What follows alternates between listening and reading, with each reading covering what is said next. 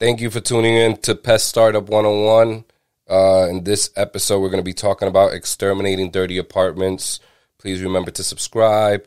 If you're on YouTube, subscribe. If you're on a podcast, we're available on all podcast networks. But if you're listening to us, you're listening to us through one of those platforms already. So let's get right into it. Exterminating dirty apartments. So the reason why we made a separate episode about just exterminating dirty apartments is because if you don't price out the apartment correctly, if we want to talk about it in a business level, on a financial level, then you'll be going back there many, many times depending on your guarantee. And you don't want to risk getting a bad review by not going back, you know? If you sell them something sight unseen, then you show up and they're a mess and you don't break it down to them before. You don't tell them, you know, what they have to do. Their responsibility of this agreement is. Your responsibility is to clean up this place because your chemicals are going to be competing with all this food around that they have access to. So they're not going to go eat the gel bait because they have all this food around. If you don't present that to them on the initial service or over the phone, well, you don't want to bring up messy apartments over the phone. People don't like getting told that they're dirty. They'll never go with you. They'll just call another company. But when you get there, you have to find a nice way to wiggle it in. There's some guys, they're very direct, but those guys tend to be your employees if you own the company. Or if you're a technician and you don't own the company, you tend to be a little more direct because you're not the one that's footing the bill and having to come back 3 times. And then you're complaining to your boss saying, this lady's disgusting. I told her she's dirty. And you're talking to her, you know, a little crazy, and then you get that bad review saying, hey, this company, they were fine when I signed up, but they sent this guy John over, and he's not a great technician. They're not going to mention that they're dirty. They're going to say that your stuff is not working and that they should use another company. So to avoid that headache, because reviews are very important these days. People always read Amazon reviews. They read reviews. One of the main search things when we put our Google ads and we can see the trending searches. People say, is Terminex a good company? Is Orkin a good company? Best company in Yonkers, best company in New York City. And then they put your company name. So they'll put, there's this company named Toro here in the Bronx, I believe. And they put Toro. I just read this. It said, Toro, bad reviews. That's what they searched. Looking to see some people like to look at the complaints to see, because you can kind of tell maybe this person's just nuts writing a bad review. Did the company respond to that bad review? And then you could see the back and forth, and then you know if the company's on top of their stuff, you know? So reviews are very important, but also just as important is the money that you're going to get. And you having to go back 3 times after the initial service, so you serviced them 4 times, you're not making any money. You're actually losing money paying the technician, even if it's you going by yourself. When you calculate your expenses, you're still losing or you're barely making it. And then if you calculate the advertising costs, you're not making any money, depending on how the advertising rates are, you know, at that time of year. Like in the wintertime, it's a little easier because a lot of the big companies, they slow down on the advertising spending, and then that helps us, the smaller brands, smaller companies, they build up, you know. If they have their money set aside correctly and they advertise in the winter months, I'm not saying go crazy in the winter months because people still have to save for Christmas and all the holiday stuff, and maybe they don't want to spend on pest control, but you have a better chance competing against the bigger guys. So when exterminating dirty apartments on a financial level, explain it. Please be as thorough and explain it as well as possible. You can walk around the place and show them. All right. Now that's on a financial level. That's going to protect you financially. You can raise the price on them right then. If you haven't started the service, if nothing's been signed, is sometimes you send them the link. If you have one of those pest control programs where you can send a link with the contract, they can sign it right then, and then you receive a completed signed contract. And then when you go for your first initial service, everything's already been paid for and everything's been signed. So if that hasn't happened yet, then even more ways that this could help you, because you can jack up the price. Now you have to wiggle it in there. You have to tell them, I think I'm going to need to come on a weekly basis to get a handle of the situation, and then we bring it back down to a monthly or a quarterly program afterwards. And you can just hike up the price a little and tell them we're going to have to do weekly for the first 2-3 months, or just the first month, four services, and then we go monthly thereafter. You can do that. So there's different ways. On a financial level, that's where you would go. Now, on a service level, if you're a technician, or if you're let's attack this on a service level when you're performing the service. One of my main, I love doing this. The first thing I ask for is a broom. I put on my gloves, and I get the flashlight. And as I walk around the place, I'm sweeping up the mess.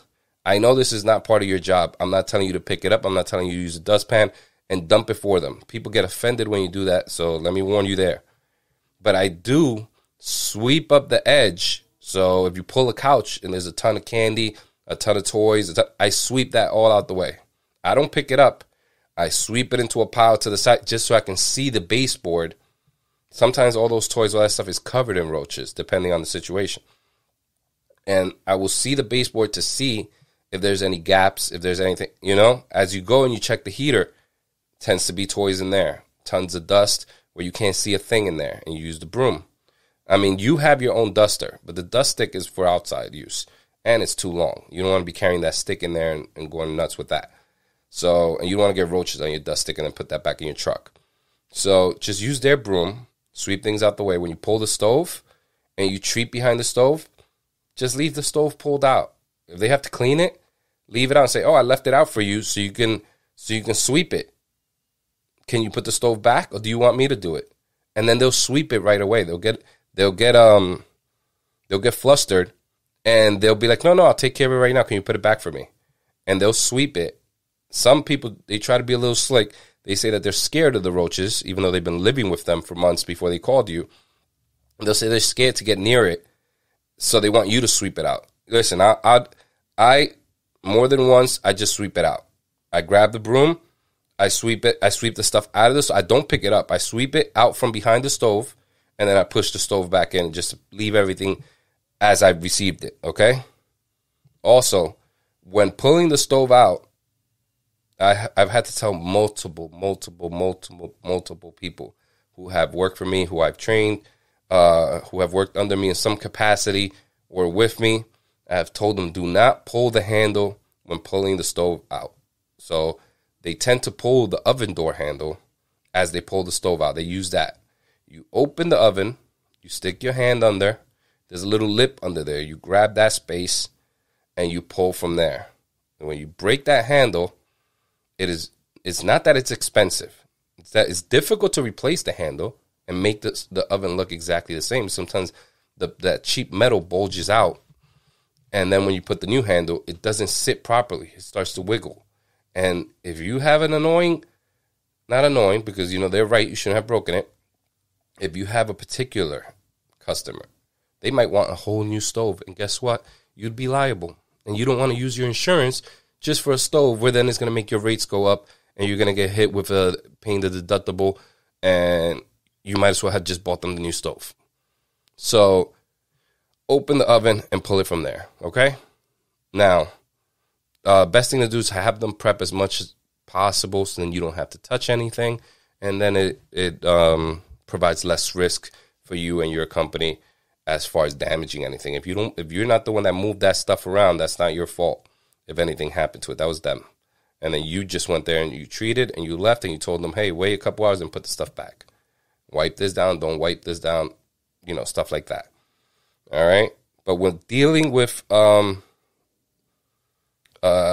exterminating dirty apartments, even if it's roaches or mice, your stuff, your bait is going to be competing with a lot of dirt, clutter, food, harborage areas, and it's going to make your job that much more difficult, but it doesn't have to be. If you make them a checklist that you can pre-write, you can pre-type up, and you send it to them with the initial service agreement, or you drop it off when you're doing the first service after you've agreed on what both your responsibilities are, you will perform the initial service, and when you leave them the ticket, if you're doing paper, you give them even if you're not doing paper, you send it to them digitally. It might be best to print it out, because people tend to receive emails and they don't open the PDF attachments to them unless it's a bill. So if it's a checklist, they have to zoom in and out to read it, and it's going to be a little more difficult if they're not on an iPad or a laptop or a PC. Looking at our numbers, people are opening up more and more. They're looking at our ads more, and they're looking at our invoices more on mobile devices. So that's a tablet or phone, and typically it's a phone, because when it's a tablet, there's a separate description there for that as well, where we can see that it's a tablet being used when they open the PDF, the file, the email. So, or the ad, when they view the ad. So, I'm rambling, but yeah, what I'm trying to say is have a printed copy. Don't waste too much ink. Don't print 500. Print it as you go if you're printing from home. If you have a professional printer, you're going to save some money, save some ink, then yes, go print 300, put them to the side, and 300 roach and mice services is going to fly right by. Even if you're just starting out, if you're doing 50 stops 1 month, then the following month you double up, you're making 100, you're doing 100 customers.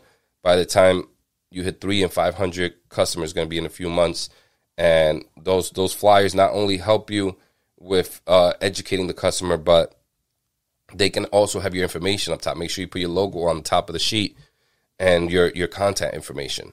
And in the bottom, you can always put like a little line there: refer a friend, receive $25 off your net service, and put a special code for them. Put their name, let's say Stephanie 25. That's their code. And then when people call and say Stephanie 25, then you say, okay, and you already put that tag or that description in their name when you save them, you know? That's just when you save them into your pest control program that you keep all your customers in. Or if you use Excel spreadsheet, you can always put it there as a separate line for discount code that you create when you create the account, and you can put that there too. Don't make it too hard on yourself. Make it something simple. Initial, first and last name, and 25. Well, that'll conflict with other people's names, but I would do first, figure it out. I mean, our way is people could just look it up. So Stephanie referred me. She lives over here, and then we look it up, and then that works. And then you contact Stephanie. Thanks for helping us out. You send a pre-written email. She gets $25 off her net service. Even if she's a one-time customer, you tell her that it's valid for a year, and then next time spring comes along or winter comes and the rodents get in, you get that call. All right? But just avoid the headache and educate the customer prior to. Make sure you charge correctly. And just remember, always thorough inspection prior to treatment is going to save you so much time and so many follow-ups and so much money. All right, have a great day. Thanks for listening. On the next episode, we're going to talk about 5 reasons why you should include eco options. 5 reasons why you should have eco option in your service plans or in your service proposals and options, okay? Thanks for tuning in. Remember, subscribe, like, share. Pest Start Up 101. Be safe.